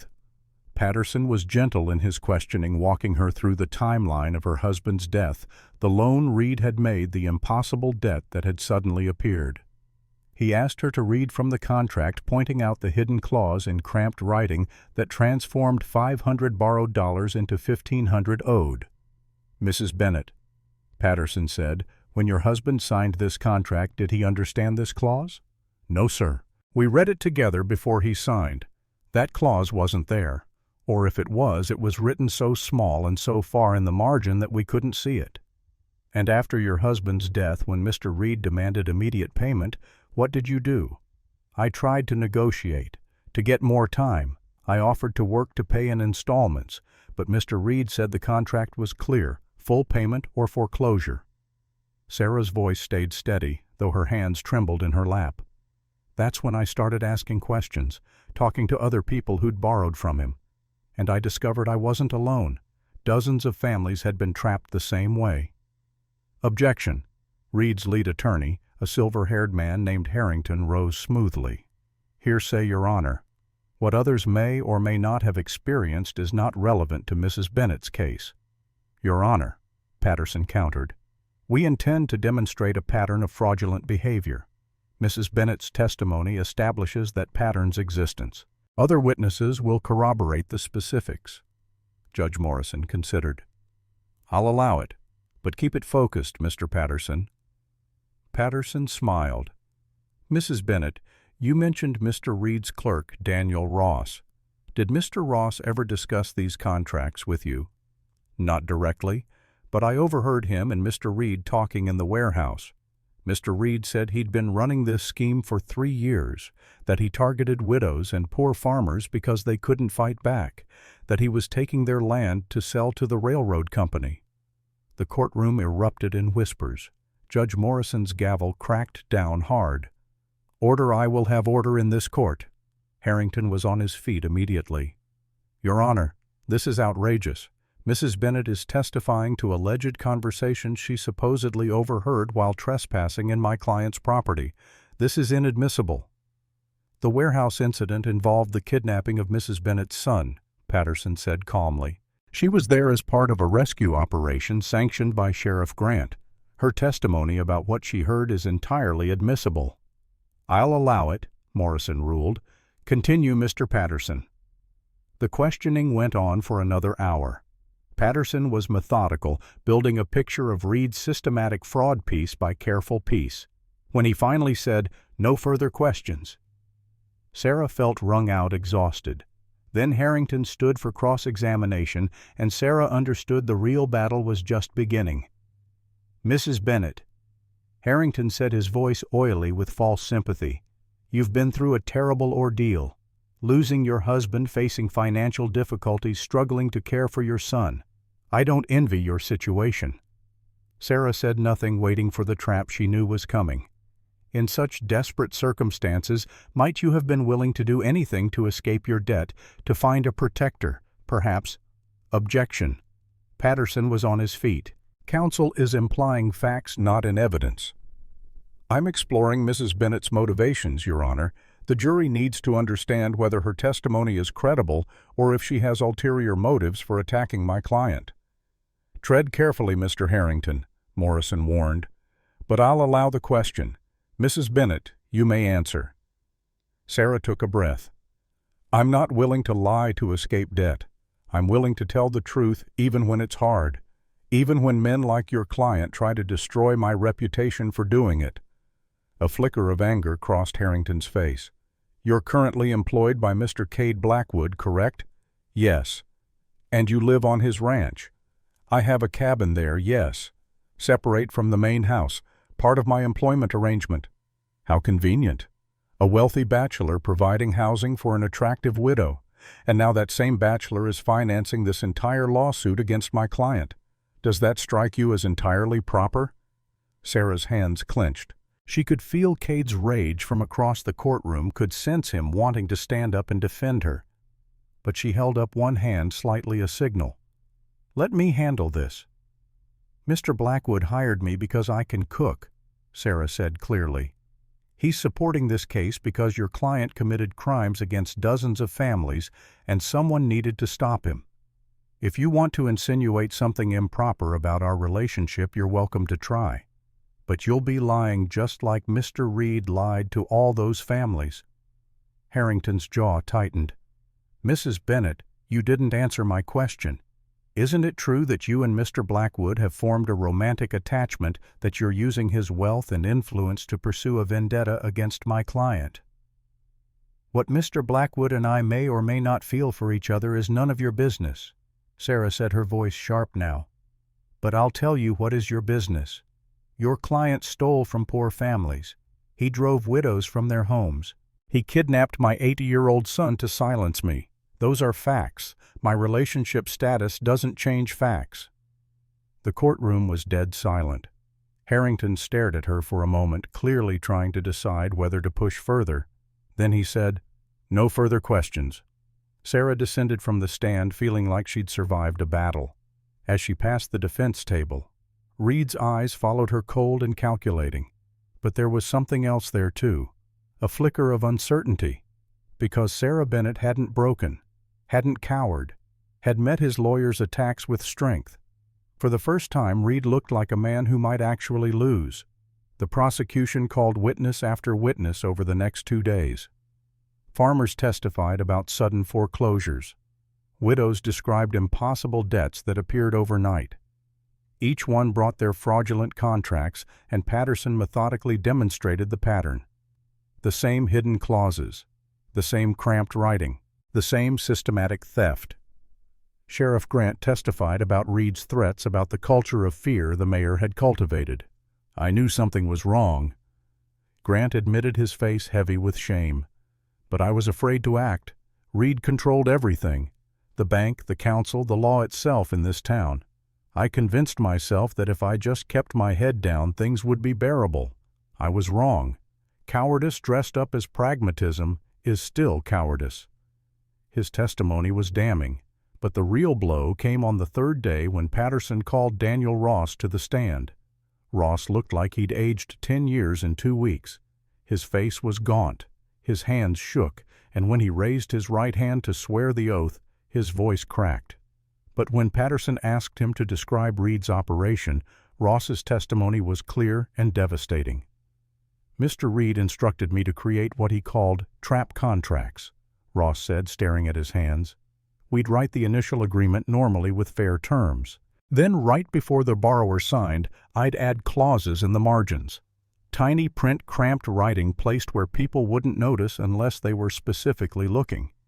Mr. Reed said it had to be legal but hidden. A trap that wouldn't spring until we needed it to." "And when did you need it to spring?" Patterson asked. "When the Northern Pacific Railroad started surveying routes through Silver Creek. Mr. Reed knew they'd need land for the line, so he identified properties along the probable route and began forcing foreclosures. The borrowers thought they were paying off their loans normally, but we'd trigger the hidden clauses. Suddenly they owed 3 times what they'd borrowed. When they couldn't pay, we foreclosed and Mr. Reed took possession."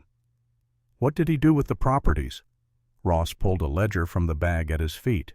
"This shows every property Reed foreclosed in the past 3 years. 27 in total. 16 of them he sold directly to Northern Pacific representatives at 4 to 5 times what the original owners owed. The rest he's holding, waiting for the railroad route to be finalized." Patterson took the ledger and entered it into evidence. The courtroom buzzed with angry whispers. Judge Morrison had to use his gavel 3 times to restore order.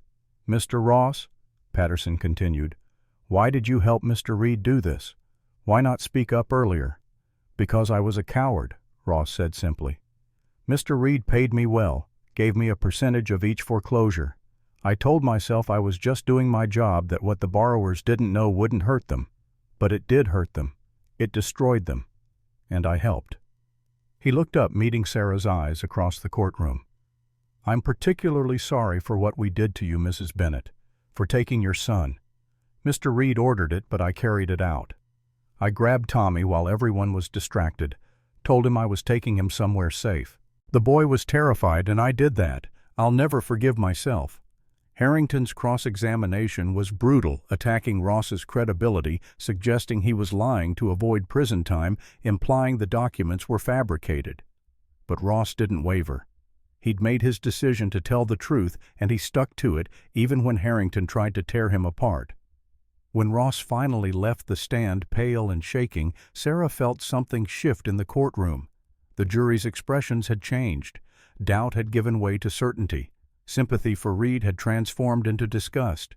But there was one more piece of evidence, one more twist that even Sarah hadn't known about.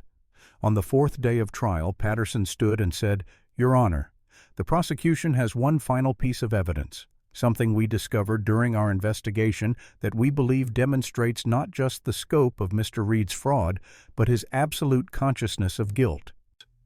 He held up a stack of papers covered in cramped handwriting. These are detailed notes taken by Mr. Ross during meetings with Northern Pacific Railroad representatives. Mr. Ross, suspecting his employer might betray him, kept meticulous records of every conversation, every transaction, every admission of guilt. These notes dated and witnessed capture Mr. Reed's scheme in his own words. Harrington shot to his feet. Objection. This is a recording made without my client's knowledge or consent. It's inadmissible. Montana Territory has no laws prohibiting such recordings, Patterson countered. And given that the conversation took place in Mr. Reed's business office during business hours, there was no reasonable expectation of privacy. The recording is admissible. Judge Morrison considered. This was new ground, legally uncertain, but after a long moment he said, "I'll allow it. But Mr. Harrington, you'll have the opportunity to challenge its authenticity during your case."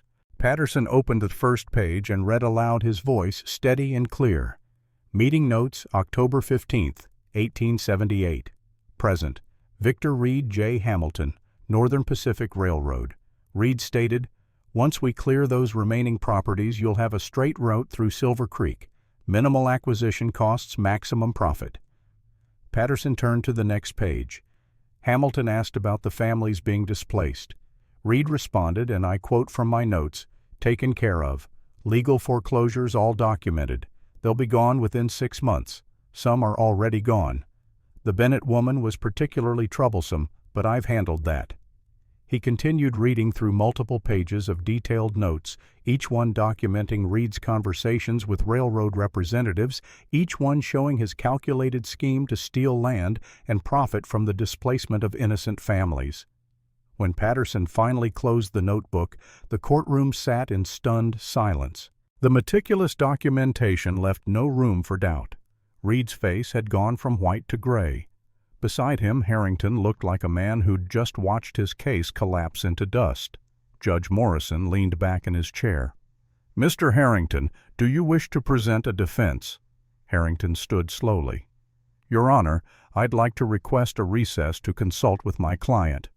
Denied. We've already had 3 recesses today. Present your defense or rest your case.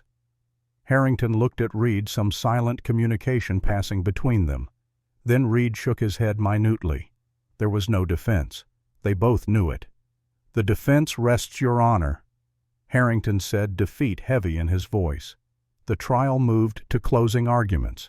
Harrington did his best arguing that Ross was lying, that the notes could have been fabricated, that circumstantial evidence wasn't proof. But his heart wasn't in it. The jury could tell. Patterson's closing was simple and devastating. "Ladies and gentlemen, you've heard the testimony. You've seen the contracts. You've heard Mr. Reed's own voice admitting to systematic fraud. The evidence is overwhelming. Victor Reed stole from the most vulnerable people in this community. He destroyed families. He kidnapped a child. He corrupted the very institutions meant to protect us. And he did it all for money. For greed. Nothing more. I ask you to do what Mr. Reed never did. I ask you to deliver justice." The jury deliberated for 3 hours. Sarah spent that time in a small room with Cade and Tommy, unable to eat, unable to think about anything except those 12 people deciding her fate, deciding whether truth mattered, whether justice was possible. When the bailiff finally called them back to the courtroom, Sarah's legs barely carried her. She took her seat in the gallery, Tommy on one side and Cade on the other. Cade reached over and took her hand, holding it tight. A public declaration that he didn't care what anyone thought anymore. The jury foreman stood a weathered farmer named Jensen, who Reed had tried to foreclose on 6 months ago. "We, the jury, find the defendant Victor Reed guilty on all counts: fraud, conspiracy, kidnapping, theft." The courtroom exploded.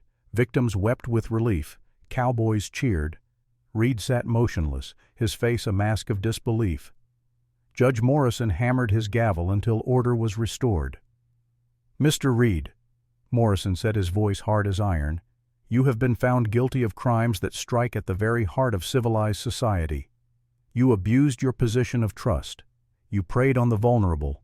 You corrupted the law for personal gain. I sentence you to 15 years in territorial prison."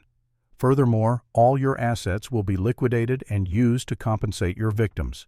Any properties you foreclosed upon will be returned to their original owners. You are hereby stripped of your position as mayor and barred from holding public office in Montana Territory for life." Reed finally broke standing and shouting, "This is a travesty! Blackwood bought this jury. That Bennett woman seduced him, and together they orchestrated this fraud. I'm innocent. Remove him," Morrison ordered. "Bailiff, take Mr. Reed into custody." Reed was dragged from the courtroom, still shouting accusations and threats. But his voice faded quickly, swallowed by distance, and justice finally served. Judge Morrison turned his attention to Daniel Ross, who sat pale and trembling in the witness section. "Mr. Ross, you have also committed serious crimes. You participated in fraud conspiracy and the kidnapping of a child. These are not minor offenses." Ross stood, his voice barely audible. "I understand, Your Honor. However," Morrison continued, his tone softening slightly, "your full cooperation with this court, your testimony against Mr. Reed, your evident remorse, and the fact that you ensured the Bennett boy was not harmed have been noted. I sentence you to 5 years in territorial prison with the possibility of parole after 3 years contingent upon good behavior and continued cooperation with authorities." Ross nodded slowly, tears streaming down his face. "Thank you, Your Honor." He turned to Sarah across the courtroom. "Mrs. Bennett, I know sorry isn't enough, but I am, truly." Sarah met his eyes for a long moment. Not forgiveness, not yet, but acknowledgement. Ross had made terrible choices, but he'd also made the right choice when it mattered most. She nodded once. The bailiff led Ross away, his shoulders slumped, but his step lighter than it had been in weeks. Outside the courthouse, Sarah stood in the afternoon sun and let herself cry. Not from sadness, but from overwhelming relief. It was over. Reed was going to prison. The families would get their homes back. Justice had actually happened. Cade stood beside her, one arm around her shoulders, the other holding Tommy's hand. They formed a small triangle of victory surrounded by cheering cowboys and grateful families who crowded close to thank them. Sheriff Grant approached, looking lighter than Sarah had ever seen him. "Mrs. Bennett, Mr. Blackwood, I owe you both an apology, for not acting sooner, for letting fear make me complicit." "You testified when it mattered," Cade said. "That took courage. Courage I should have had years ago." Grant looked at the crowd of freed families. "But at least it's done now. At least they're safe." Over the next 2 weeks, Silver Creek underwent a transformation. Properties were returned to their owners. Fraudulent debts were erased. Families who'd been scattered by foreclosure came home to find their houses waiting. The territorial government appointed a new mayor, a fair-minded merchant who'd been one of Reed's victims. And slowly, painfully, the town began to heal. But Sarah barely noticed the larger changes. She was too focused on the smaller, more personal shifts happening at Blackwood Ranch. Cade had become more present, more open. He joined the men for meals instead of eating alone. He laughed at their jokes. He spent evenings on the porch with Sarah talking about everything and nothing while Tommy played nearby. The walls he'd built so carefully were crumbling, and beneath them was a man learning to live again. One evening, 4 months after the trial, Cade asked Sarah to take a walk with him. They left Tommy with Marcus and wandered out past the barn into the meadow where wildflowers were beginning to bloom in the spring warmth. "I've been thinking," Cade said as they walked, "about what happens next, about the future." Sarah's heart beat faster. "What about it?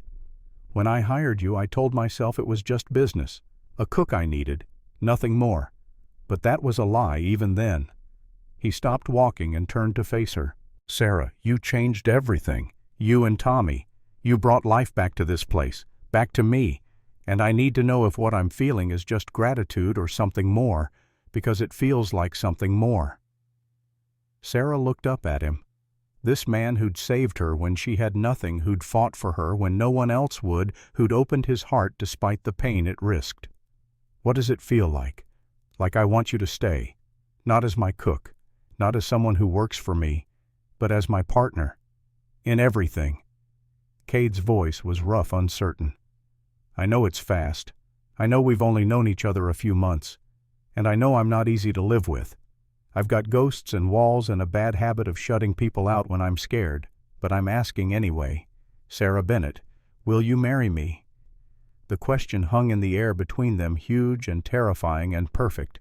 Sarah felt tears streaming down her face, but she was smiling too. "I need to know something first," she said. "Do you love me, or do you just love not being alone anymore?" Cade reached out and cupped her face in his calloused hands. "I love you. I love how brave you are, how you stood up when everyone else would have stayed down. I love how you protect Tommy, how you made my ranch a home again. I love your laugh and your strength and the way you never apologize for taking up space." He paused. "I love you, Sarah. Not just the idea of you. You." "I love you too," Sarah whispered. "I have for weeks. Maybe since you first stood up for me against Reed. Maybe since you saved Tommy. I don't know when it started, but I know it's real. Is that a yes?" "It's a yes. But I need to ask Tommy first. He lost his father. This is a big change for him." "Then let's ask him together." They walked back to the ranch hand in hand, found Tommy in the barn with Marcus learning to braid rope. Cade called the boy over and they sat down together on a hay bale. "Tommy," Cade said seriously, "I want to marry your mother, but I need your permission first, because this doesn't just affect her, it affects you too. You'd be my son in every way that matters. I can't replace your father. I wouldn't try. But I can promise to protect you and your mother for the rest of my life, to be someone you can count on, if that's all right with you." Tommy looked between his mother and Cade, his young face solemn. Then he said, "Do you love Mama?" "Very much." "Do you promise to be nice to her? Not mean like some men are?" "I promise." "And can I still call you Cade? Not Papa?" "You can call me whatever feels right." Tommy thought for another moment, then nodded. "Okay. You can marry Mama. But you have to let me help with the wedding." Cade smiled, genuine and warm. "Deal." They married 6 weeks later in a simple ceremony at the ranch. Pastor Williams officiated, looking relieved to be part of something joyful after the ugliness of the trial. The Cowboys served as groomsmen, uncomfortable in their Sunday suits. The women from town who'd been Reed's victims brought food and flowers, transforming the ranch yard into something beautiful. Tommy stood beside his mother during the vows, solemn and proud. When the pastor pronounced them husband and wife, Tommy cheered louder than anyone. The reception lasted until sunset, filled with music and laughter and dancing. Sarah danced with Cade while cowboys played fiddles and harmonicas. She danced with Tommy. She danced with Marcus, who told her quietly that he was glad she'd come to Blackwood Ranch with that pie all those months ago. "You saved him," Marcus said. "Boss was dying by inches before you arrived. Now look at him." Sarah glanced over at Cade, who was teaching Tommy a rope trick, both of them laughing. "He saved me first. Fair trade, I think." As the sun set over the mountains, painting the sky in shades of orange and gold, Sarah stood on the porch of what was now her home and thought about the journey that had brought her here. Widowhood, poverty, desperation, a 12-mile walk with a pie and a prayer. And now this, a husband who loved her, a son who was thriving, a home that was truly hers, justice served, and a community healing. It wasn't a fairy tale. There would still be hard days. Money would be tight sometimes. The ranch demanded constant work, and Cade's ghosts would surface occasionally, moments when he retreated behind walls and Sarah would have to gently coax him back out. But they'd face all of it together. That was the promise they'd made, and Sarah believed in promises now. The years that followed were good ones, not easy, but good. The ranch prospered. Tommy grew tall and strong, learning ranching from Cade and book learning from Sarah. At 12, he could ride like a cowboy and do mathematics that put most adults to shame. He remained serious and thoughtful, but he laughed more now. Had friends among the ranch hands. Looked at Cade with the kind of trust that couldn't be forced. Sarah became known throughout the territory as a skilled herbalist and midwife, using knowledge she'd learned from her mother and expanded through careful study. Women rode for miles to seek her help with difficult pregnancies or stubborn ailments. She never charged what she could have, instead accepting payment in trade or simple gratitude. And Cade slowly but surely rejoined the world. He attended town meetings, served on the county council that replaced Reed's corrupt one, helped establish a school and a real courthouse, used his wealth and influence to protect the vulnerable instead of exploiting them. Together, Cade and Sarah made Blackwood Ranch into something more than just a cattle operation. It became a sanctuary, a place where people running from bad situations could find work and safety. Cowboys who'd been blacklisted elsewhere found second chances. Widows with nowhere to go discovered employment and dignity. The ranch hands included former prisoners recovering drunks and young men escaping abusive families. Cade gave them all the same deal: work hard, prove yourself, and you'll have a place here. "We're building something," he told Sarah one evening as they watched the sunset from their porch. "Not just a ranch, a family. The kind of family that's chosen instead of born. I think that's what Ellen would have wanted, what Lucy would have wanted, for me to use what I have to make the world a little less cruel." Sarah squeezed his hand. "You're a good man, Cade Blackwood." "I'm a man who got lucky, who had his life saved by a woman brave enough to walk 12 miles with a pie and refuse to stay invisible." He looked at her love evident in every line of his weathered face. "Best decision I never made was letting Marcus convince me to hire you." But the moment that truly closed the circle came 5 years after the trial on a cold November morning. Sarah was working in the kitchen preparing breakfast for the ranch hands when Marcus appeared with a young woman in tow. The woman was thin and exhausted, her clothes worn, her face carrying the desperate edge Sarah remembered so well from her own reflection years ago. She held a baby in her arms, maybe 6 months old, wrapped in a threadbare blanket. "Mrs. Blackwood," Marcus said gently, "this is Emily Carter. Her husband died 3 months ago in a mining accident. The company's trying to force her off her claim. She heard about how you and the boss helped people during the Reed trial. She's hoping for help." Sarah finished, looking at Emily and seeing herself 5 years younger, terrified, desperate, trying so hard to hold on to dignity when the world was determined to strip it away. Sarah wiped her hands on her apron and crossed to Emily, taking the young woman's free hand in both of hers. "You're safe here. We'll figure this out.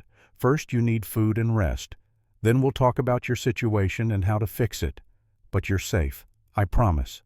Emily's face crumpled with relief, tears streaming down her cheeks. "Thank you. God, thank you. I didn't know where else to go." "You came to the right place." Sarah led her to a chair, handed her a cup of hot coffee, began assembling a plate of food. Over her shoulder she called to Marcus, "Get Cade.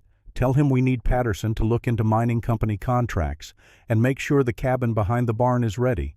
Mrs. Carter will be staying with us." After Marcus left, Sarah sat across from Emily and studied her. "Let me tell you a story," she said quietly. 5 years ago, I was exactly where you are now, widowed, broke, desperate. I walked 12 miles to this ranch with nothing but a pie and hoped that someone might give me a chance." "What happened?" Emily asked. "Someone did. A good man who'd forgotten how to be good gave me work when he didn't want to, and that work became a home, and that home became a family." Sarah smiled. "The world's full of cruel people, but it's also full of good ones. You just found some.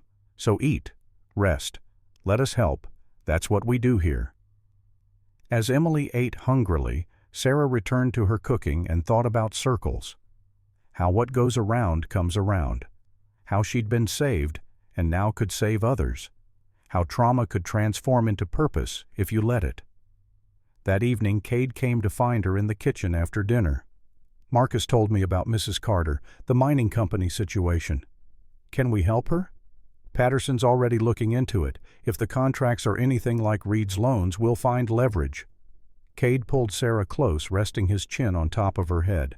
"You keep bringing home strays." "I was a stray once. Seemed only fair to pay it forward." "Fair, brave, stubborn." Cade's voice was fond. "All the things I love about you."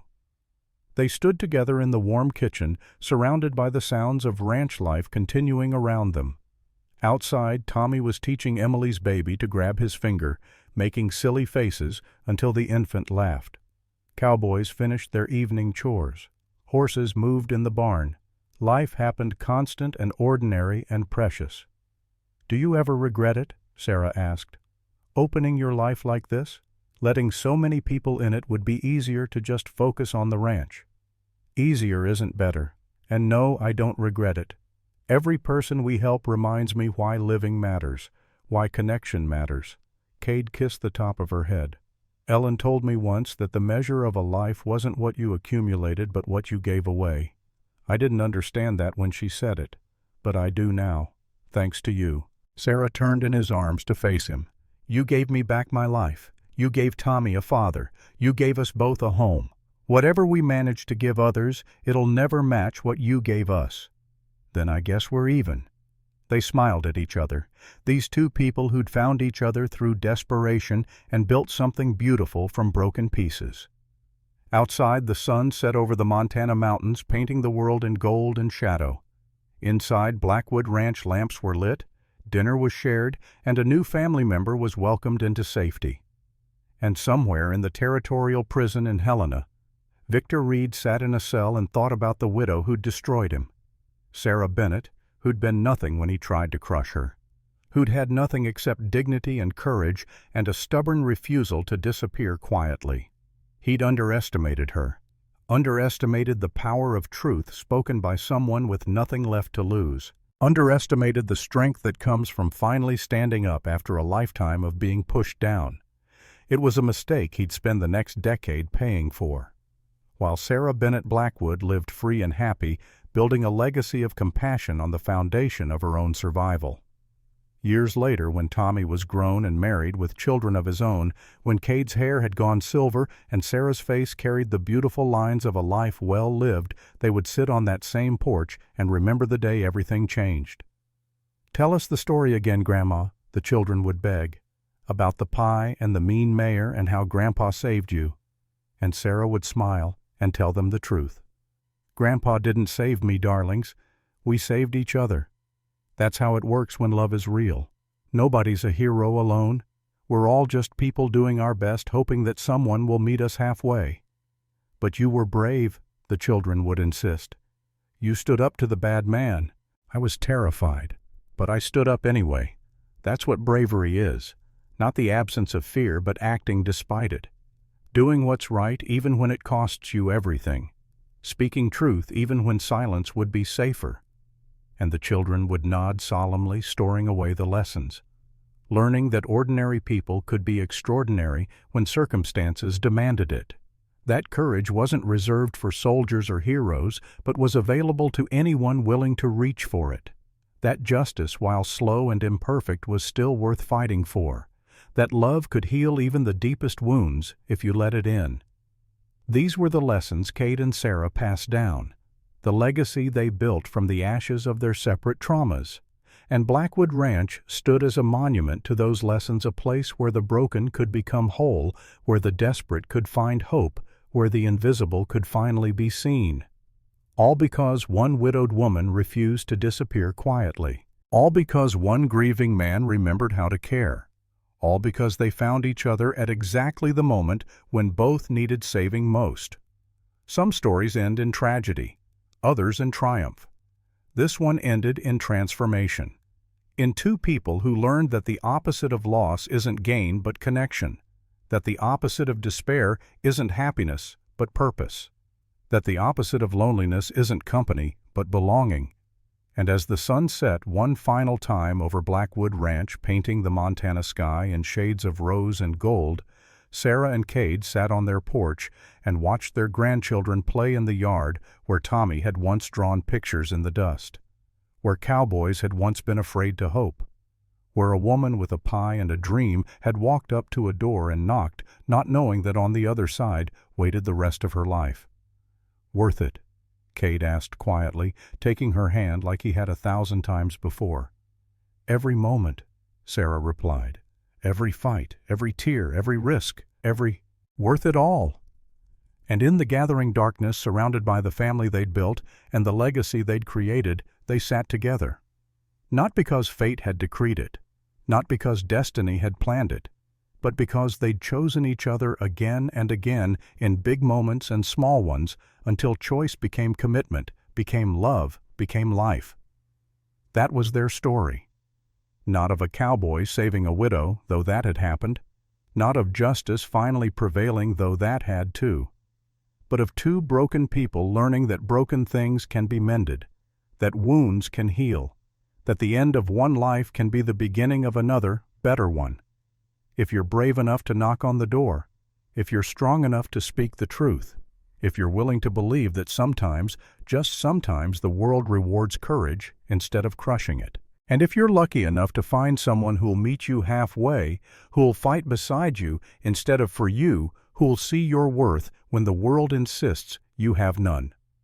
That was the story Sarah told her grandchildren. The story of a pie and a ranch and a woman who refused to stay invisible. The story of redemption earned and love found and justice served. The story of home,